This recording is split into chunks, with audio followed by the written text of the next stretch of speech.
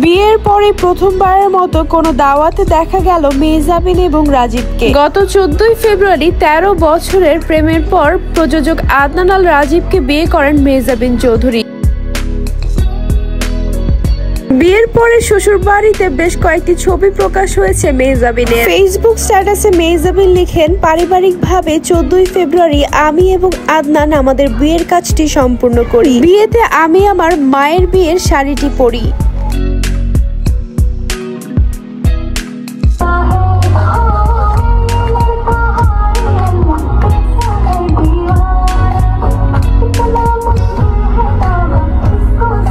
দর্শক, আপনাদের কাছে মেহজাবিন এবং আদনানের এই জুটিটি কেমন লেগেছে আমাদেরকে অবশ্যই কমেন্ট করে জানাবেন।